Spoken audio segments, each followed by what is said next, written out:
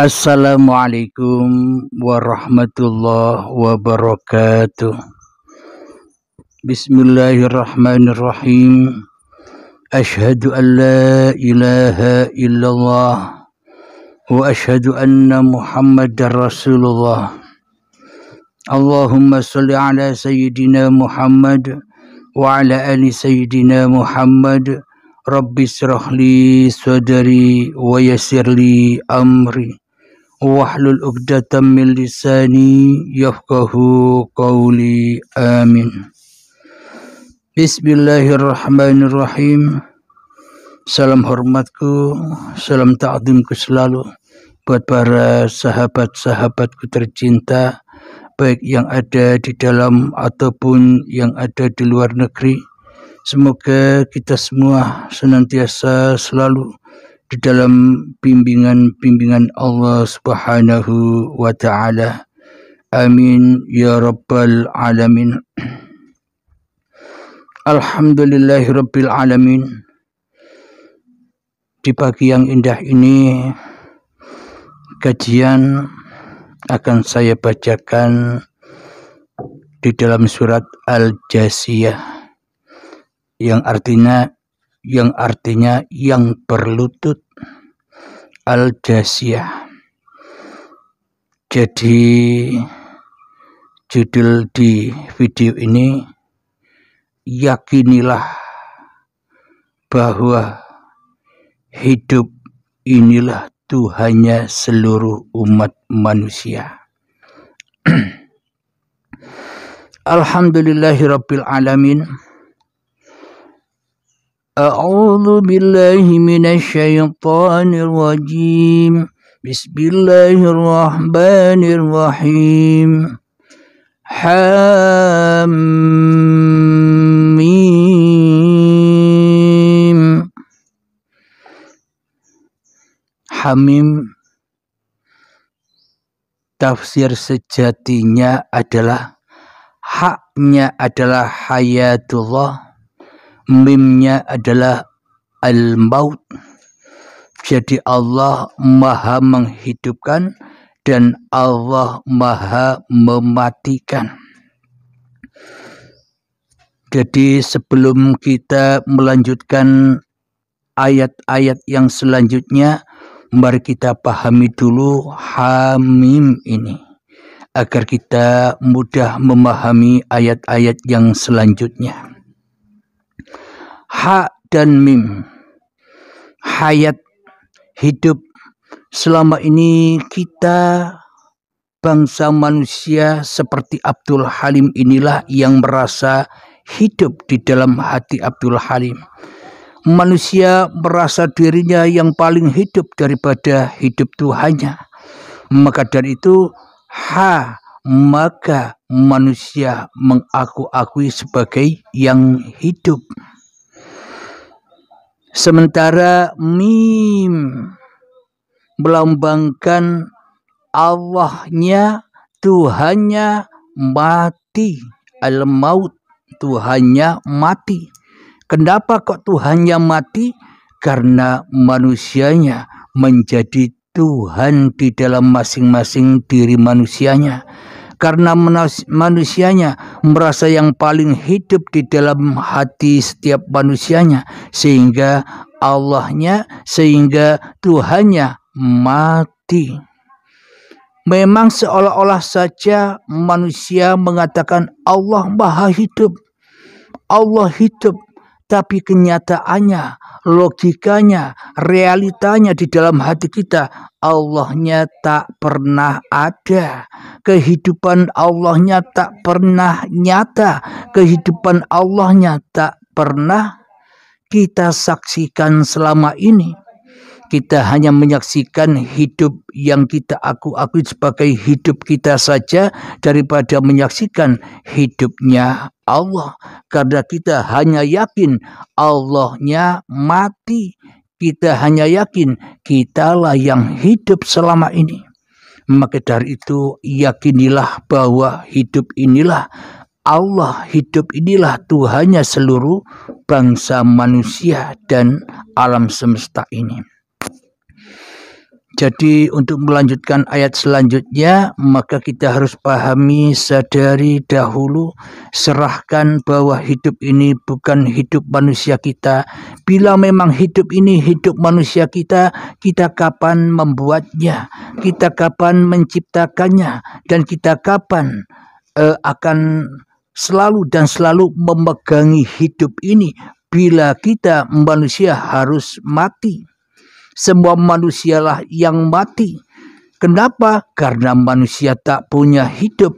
Karena hidup bukan hidupnya manusia, kecuali hidup itulah Tuhannya manusia.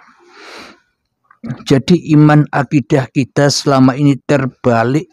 Yang mestinya yang hidup hanya Allah, yang mati manusianya, maka iman akidah kita terbalik, manusianya yang merasa hidup, Allahnya dimatikan, Allahnya digoibkan, Allahnya ditiadakan di dalam hatinya. Alhamdulillahirabbil alamin, maka yakinilah hidup inilah Allah. Alhamdulillahirabbil alamin. Kita lanjutkan ayat yang kedua. Tanzilul kitabi minallahil azizil hakim. Kitab ini diturunkan dari Allah yang maha perkasa, lagi maha bijaksana. Jadi kitab ini kalau kita mengartikan, menafsiri bangsa manusia, ya kitab-kitab yang tertulis ini, kitab Al-Quran ini.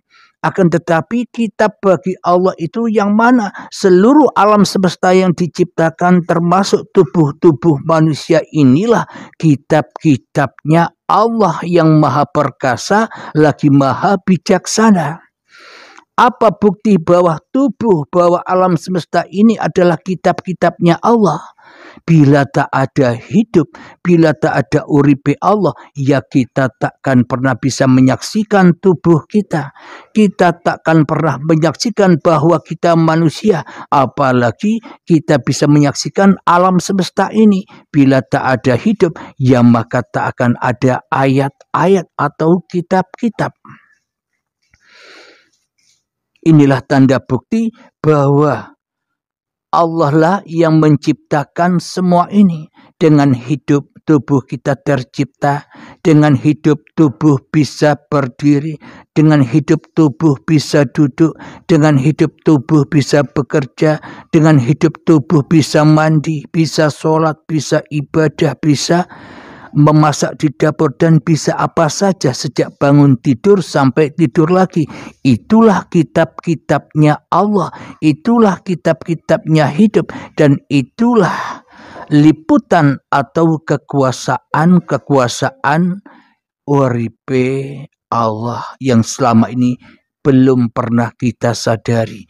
Karena kita selama ini jadi Tuhan sendiri-sendiri di dalam hati kita. Ayat selanjutnya, inna fis samawati wal ardi laayatin lil mu'minin. Sungguh pada langit dan bumi benar-benar terdapat tanda-tanda kebesaran Allah. Jelas sudah tadi yang kita bicarakan, bahwa langit dan bumi, alam semesta, bahkan hidup dan badan manusia inilah yang dimaksud ayat-ayat Allah bagi orang-orang yang beriman kepada Allah. Bila orang-orang yang tidak beriman kepada Allah, maka imannya manusia hanyalah iman kepada awake dewe-dewe, beriman kepada hawa nafsunya, mengikuti langkah-langkah setan yang tak mau sujud kepada Adam, yang tak mau mengerti bahwa dirinya sebenarnya tidak ada, yang ada hanya Allah. Inilah orang-orang yang beriman itu, apapun agamanya, apapun golongannya, apapun aliran-alirannya, bila iman hatinya masih mengikuti langkah-langkah setan, yang mana yang wujud di dalam hatinya hanyalah dirinya sendiri, yang hidup di dalam hatinya hanyalah hidupnya sendiri, yang berkuasa di dalam hatinya adalah kuasanya sendiri, maka bukan disebut orang-orang yang beriman di sisi Allah, karena imannya mengikuti langkah-langkah setan. Ayat yang keempat, wa fi khalqikum wa ma yabuttu min dabbatin ayatul liqaumin yuqinun. Dan pada penciptaan dirimu dan pada makhluk bergerak yang bernyawa yang bertebaran di bumi terdapat tanda-tanda kebesaran Allah untuk kaum yang meyakini. Jelas sudah ayatnya bahwa diri kita dan diri alam semesta inilah wajhullah. Diri kita, alam semesta inilah la ilaha illallah. Itulah tanda-tanda Allah sendiri. Itulah tanda-tanda kebesaran uripe Allah bagi orang-orang yang meyakini. Tinggal cross check di dalam hati kita. Hati kita meyakini hanya kepada hawa nafsu kita sendiri, atau kita persembahkan hawa nafsu kita sendiri ini kepada yang menciptakan hawa nafsu ini. Jadi bagi sahabat-sahabat yang sudah mengikuti bimbingan-bimbingan baiat, maka tak akan bingung lagi untuk kembali kemana harus kembali. Ayat yang selanjutnya,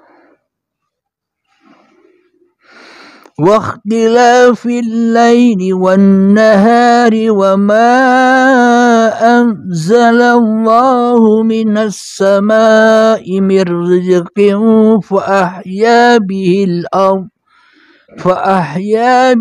ardha ba'da mautiha wa tasrifir riyahi ayatul liqaumin yaqilun. Dan pada pergantian malam dan siang dan hujan yang diturunkan Allah dari langit, lalu dengan air hujan itu dihidupkannya bumi setelah mati kering, dan pada pergisaran angin terdapat pula tanda-tanda kebesaran Allah bagi kaum yang mengerti.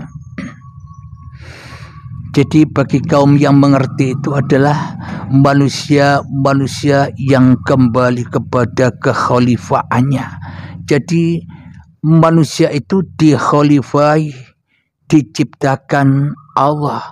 Manusia-manusia yang sudah menjadi rasul-rasulnya Allah lah yang mengerti, yang meyakini bahwa hidup inilah Allah yang dicari-cari umat manusia selama ini. Karena hidup telah diakui, hidup telah dirampok, hidup telah dibegal, hidup telah dirampas oleh manusianya, sehingga manusianya sama-sama buta untuk menuju kepada Tuhannya, sehingga Tuhan dikira di luar sana, sehingga Tuhannya goib mati bagi manusianya. Man kana fi hadhihi a'ma fahuwa fil akhirati a'ma wa adallu sabila. Barang siapa buta mata hatinya di dunia ini, maka butalah manusia itu di akhiratnya, bahkan tersesat-sesat jalannya menuju Tuhannya. Jadi maknanya bila di dunia, bila di dalam kehidupan ini saja kita buta mata dohir kita, apalagi mata hatinya. Bila mata dohirnya tidak menyaksikan tanda-tanda kebesaran ayat-ayatnya Allah yang dipandangnya, maka mata hatinya pun juga sesat. Jadi untuk memperlihatkan atau membuka mata hati kita yang selama ini tertutup, ya kita harus tanggalkan kekuasaan manusianya ini, yakni dengan kita mencari guru pembimbing untuk cara agar mudah melepaskan kemanusiaan ini. Jangan belajar sendiri, nanti salah paham dan tambah tersesat. Jadi carilah guru-guru pembimbing untuk menanggalkan kemanusiaanmu agar tahu jalan kemana harus berjalan, agar kita menjadi orang yang yakin, kita menjadi orang yang berakal, kita menjadi orang yang mengerti dengan mengertinya, dengan berakalnya, dengan memahami Tuhannya. Karena hanya Allah lah yang tahu Allah, manusianya tak akan pernah bisa tahu Allah. Jangankan kepada Allah, jangankan kepada Tuhan, manusia kepada diri manusianya saja buta, manusianya kepada diri manusianya saja tuli, manusianya kepada diri manusianya saja tidak mengerti, apalagi kepada Tuhan. Maka ia harus dilepaskan dulu kemanusiaannya agar tidak tercampur tambah tersesat diri manusianya. Kita lanjutkan ayat yang ke-6 dari surat Al-Jasiyah. Tilka ayatullahi natluha 'alaika bil haqq fabi ayyi haditsin ba'dallahi wa ayatihi yu'minun. Artinya, itulah ayat-ayat Allah yang kami bacakan kepadamu dengan sebenarnya. Maka dengan perkataan mana lagi mereka akan beriman setelah Allah dan ayat-ayatnya. Inilah perlunya para nabi dan para rasul diturunkan ke dunia untuk menyeru manusia-manusia yang memilih jalan-jalan setan, yang memilih jalan-jalan yang tersesat dari Tuhannya. Jadi sebenarnya para nabi dan para rasul itu hanyalah utusan-utusan Tuhan. Para nabi dan para rasul itu orang-orang yang sudah kembali kepada Tuhannya, kembali kepada kebesaran Tuhannya, kembali kepada keagungan Tuhannya yang memerankannya. Dan jadi sesungguhnya seluruh umat manusia inilah ya khalifahnya Allah. Seluruh umat manusia ini ya utusan-utusan Allah. Seluruh manusia ini ya rasul-rasulnya Allah. Seluruh manusia ini adalah pesuruh-pesuruh Allah. Tapi hanya sangat amat sedikit manusia yang menyadarinya. Manusia yang sadar akan keberadaannya di dunia ini. Ayat yang selanjutnya, wailul likulli affakin athim. Artinya, celakalah bagi setiap orang yang banyak berdusta, lagi banyak berdosa. Jadi celakalah bagi tiap-tiap manusia yang berdusta, lagi banyak berdosa. Apa maknanya manusia yang berdusta? Manusia yang berdusta adalah manusia yang mendustai bahwa hidup ini Allah. Manusia yang mendustai bahwa apa yang digerakkan atas tubuhnya ini adalah gerakan Allah. Jadi Nabi Muhammad di dalam Al-Quran, Muhammad bukan kamu yang melempar, tapi aku yang melempar. Inilah hati Kanjeng Nabi Muhammad yang tidak berdusta dan tidak berdosa. Kenapa? Karena Muhammadnya telah binasa. Yang ada hanya Allah. Mestinya umat manusia ya harus seperti para nabi dan para rasulnya imannya. Jangan hanya mengikuti syariat-syariat badaniannya saja. Tetapi kita selama ini mengabaikan apa risalah-risalah hati yang ada pada para nabi dan para rasul itu. Apa yang dimaksud berdosa itu?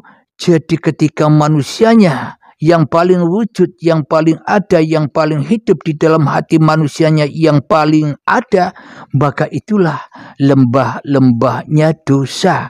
agung-agungnya dosa, besar-besarnya dosa yang tak pernah diampuni oleh Allah bila manusia itu tidak bertaubat, yakni manusia yang tidak mengaturkan hidup ini Allah. Ayat yang ke-8, yasma'u ayatillahi tutla alaihi thumma yusirru mustakbiran ka'an lam yasma'ha fabashshirhu bi'adzabin alim. Yaitu orang-orang yang mendengar ayat-ayat Allah ketika dibacakan kepadanya, namun dia tetap menyombongkan diri seakan-akan dia tidak mendengarnya, maka peringatkanlah dia dengan azab yang pedih. Subhanallah. Jadi di sini mengkaji di paparan uripe Allah ini mengedepankan hanya Al-Quran saja, sumber dari segala sumber yang ada di alam semesta ini. Jadi bila kita kebingungan di dalam perkataan, kebingungan di dalam kitab-kitab yang mana yang masih mengandalkan hadis saja, kembalilah kepada Al-Quran, kembalilah kepada sumberannya agar tidak tersesat jalannya. Karena hadis-hadis itu pun sesuai dengan siapa yang memahaminya, berpecah belah di dalamnya. Maka dari itu perlulah kita kembali ke asal muasal hadis itu ada, yakni Al-Quran. Karena hadis itu hadas hudus, barang yang baru, barang yang kodim. Al-Quran kodim, ya Al-Quran agar tidak tersesat jalannya. Agar kita tidak menyombongkan diri, mentuhan-tuhankan para nabi dan para rasul. Kita luput mentuhankan siapa yang menghidupi para nabi dan para rasul.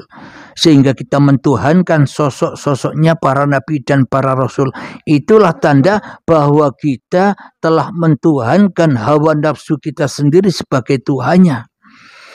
Akan tetapi bila kita menyadari siapa yang menghidupi para nabi dan para rasul itu, oh ternyata yang menghidupi para nabi dan para rasul itu ya hidup yang menghidupi kita juga.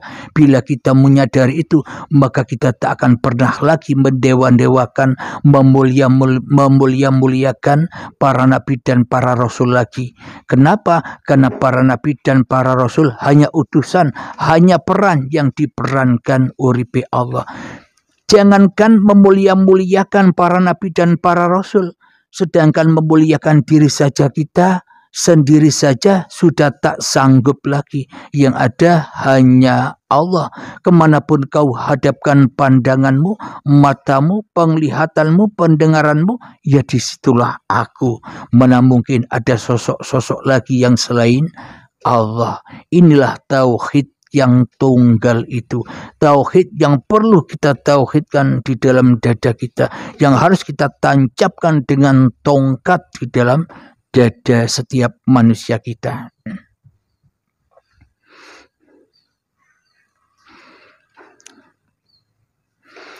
Ayat yang selanjutnya, wa idza 'alima min ayatina syai'an ittakhadhaha huzwa ulaika lahum adzabun muhin. Yang artinya, dan apabila dia mengetahui sedikit tentang ayat-ayat kami, maka ayat-ayat itu dijadikan olok-olok. Mereka lah yang akan menerima azab yang menghinakan. Jadi kebanyakan kita, ya termasuk saya, tahu sedikit saja ayat-ayat Allah atau dalil-dalil hadis sudah menyombong-nyombongkan diri, seolah-olah kita yang paling merasa kenal kepada Allah. Maka dari itu marilah kita bertaubat bersama agar kita tak terkena musibah-musibah lagi. Apalagi sekarang banyak musibah, banyak bencana, agar hati kita selalu tenang, selalu waspada, selalu gembira di sisi Allah Subhanahu wa taala yang berkuasa atas terselenggaranya kehidupan ini.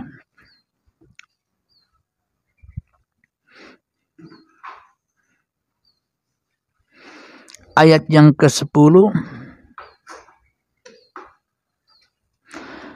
min waraihim jahannam ولا يغني عنهم ما كسبوا شيئا ولا ما اتخذوا من دون الله أولياء ولهم عذاب عظيم, yang artinya di hadapan mereka neraka jahanam dan tidak akan berguna bagi mereka sedikit pun apa yang telah mereka kerjakan, dan tidak pula bermanfaat apa yang mereka jadikan sebagai pelindung-pelindung mereka yang selain Allah, dan mereka akan mendapat azab yang besar.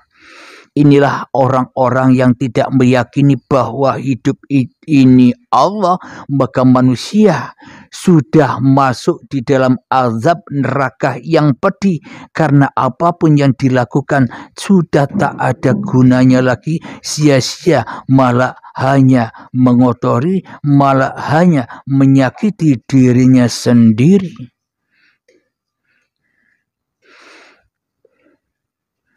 Itulah azab-azab yang kita rasakan selama ini karena kita jauh dari Allah, kita jauh dari uripe Allah. Ayat yang selanjutnya, hadza hudan walladzina kafaru biayati rabbihim lahum adzabun mir rijzin alim. Yang artinya inilah Al-Quran adalah petunjuk, dan orang-orang yang mengingkari ayat-ayat Tuhannya, mereka akan mendapat azab berupa siksaan yang sangat pedih. Jadi inilah apa yang diterangkan di dalam pemaparan uripi Allah ini. Inilah ayat-ayat atau firman-firman Tuhan yang nyata. Jadi tidak angan-angan lagi, sudah nyata di dalam hati manusianya, karena manusianya sudah meyakini bahwa hidup inilah Allah. Bila manusia tidak meyakini bahwa hidup inilah Allah, maka manusia akan terazab, tersiksa terus di dalam kehidupan dunia ini. Rakus, dendam, marah, mau menang sendiri, maka itulah siksa-siksa itu, yakni fahsya wal mungkar, sifat-sifat manusia yang akan menzalimi, menyakiti diri manusia itu sendiri. Salahnya siapa? Salah Allah apa salah manusia? Bila salah Allah, ngapain manusia tidak kembali kepada Allah? Alhamdulillahirabbil alamin. Semoga saya khususnya dan semoga kita semua senantiasa selalu di dalam lindungan Allah Subhanahu wa taala. Amin ya rabbal alamin. Akhir kalam, assalamualaikum warahmatullahi wabarakatuh.